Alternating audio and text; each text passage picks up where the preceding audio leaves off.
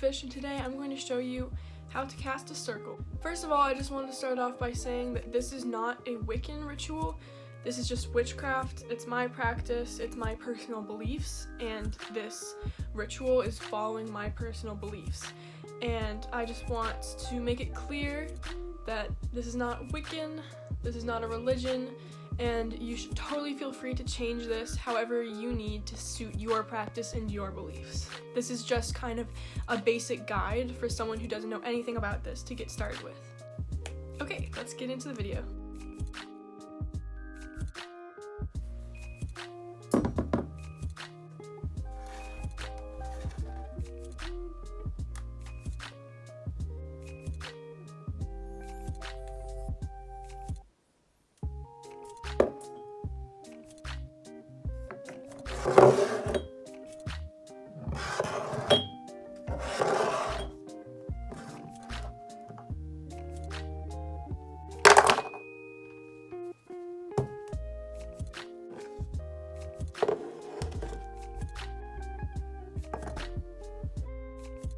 There are lots of different things you can have to represent the different cardinal directions / elements.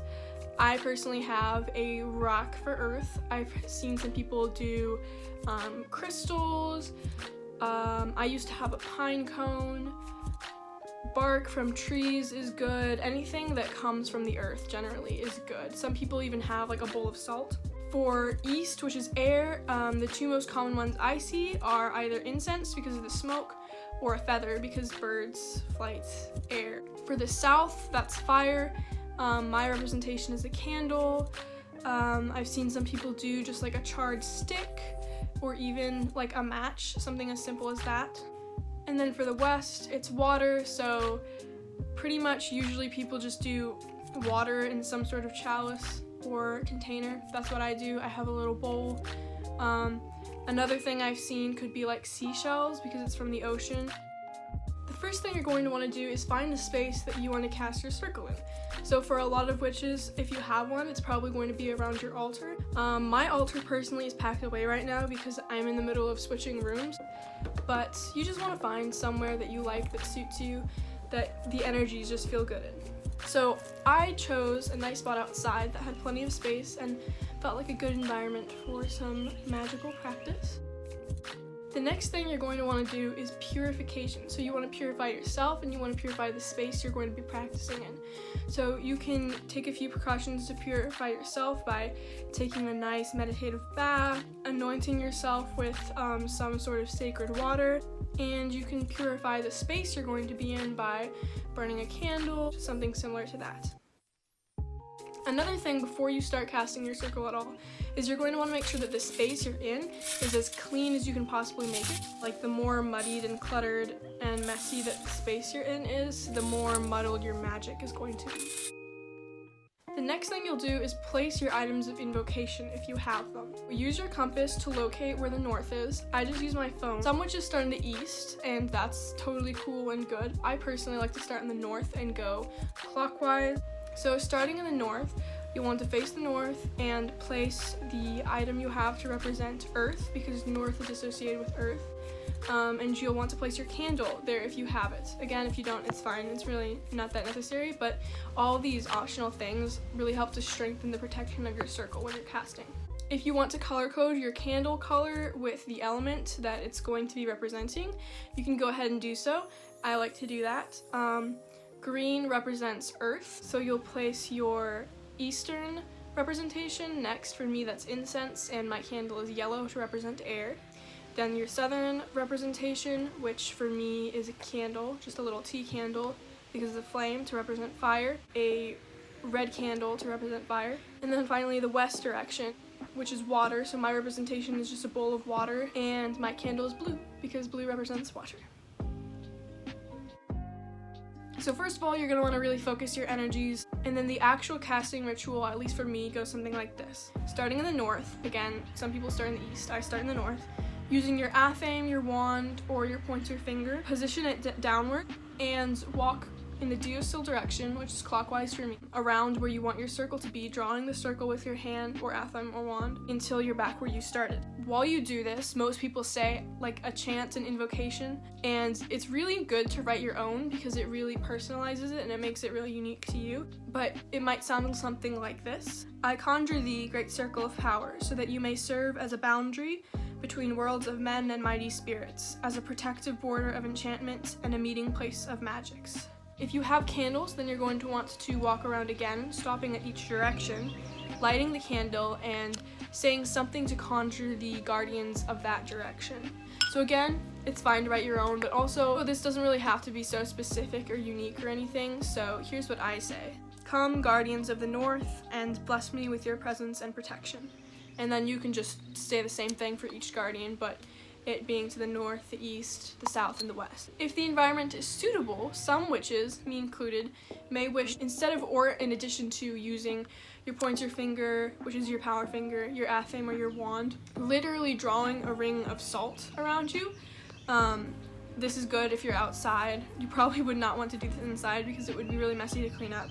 Basically just doing the salt around you in a literal circle so you can really see where it is. This isn't really necessary, but I like to do this when I can because it really strengthens the protective qualities of my circle. Something they don't tell you when you see salt circles in movies is that you can't pour it like a few feet up from the ground. You have to get really close to the ground, otherwise the salt will be too scattered. It won't draw in a line that you'll be able to see. So if you are doing a salt circle, you're going to want to get really close to the ground while you're pouring.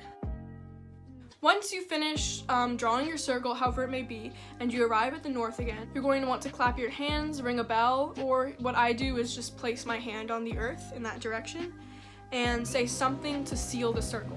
For me, it's going to sound something like, as above, so below, this circle is sealed. This next part is also optional, but the first thing I do when my circle is sealed is cakes and ale. You'll want to focus your energies and call upon whatever guardians you need to call upon. So I say to the Holy Spirits, but you might say to the Lord and Lady, to the God and Goddess, whatever fits your ideology. Taking a bite of cakes, you'll want to say, so we may never hunger. And taking a drink of your ale, you'll want to say, so we may never thirst, or something like that. So at this point, you'll just want to do whatever you need to do in your circle and have a good time doing that. It's really important that you have everything in your circle before you seal it, because going out of your circle is going to weaken the barrier. If you did forget something from outside of your circle and you really need to go get it because it's like an essential part of whatever spell you're doing or whatever, then make sure that you cut a door through the circle, you know, on the mental plane, on the non-visible realm, right? You'll just make sure you want to do that movement because you are parting those energies, right?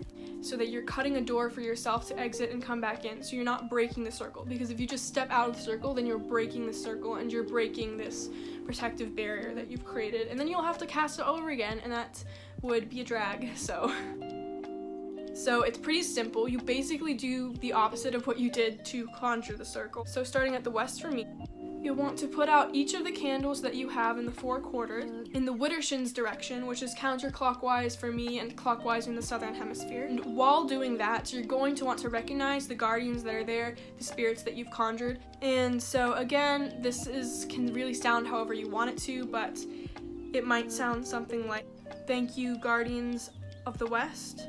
Go if you will, stay if you must. Hail and farewell. When you reach the west again after putting out each of the candles and dismissing each of the guardians, you can open your circle. So you'll want to clap again, ring a bell, hit a gong, place your hand on the ground, whatever it is that you do, and say something to the note of, this circle is open yet unbroken, always merry meet, always merry part, so mote it be. But basically after that you're done. That's it. Thank you so much for watching my video. I hope you enjoyed. I hope you learned something. And I hope that you're gonna go out and try casting your own circle and that your magical journey is off to a good start. If you enjoyed, check out my other content. I have loads of other cool videos with more coming. I post 3 times a week, Monday, Wednesday, Friday. And yeah, thank you.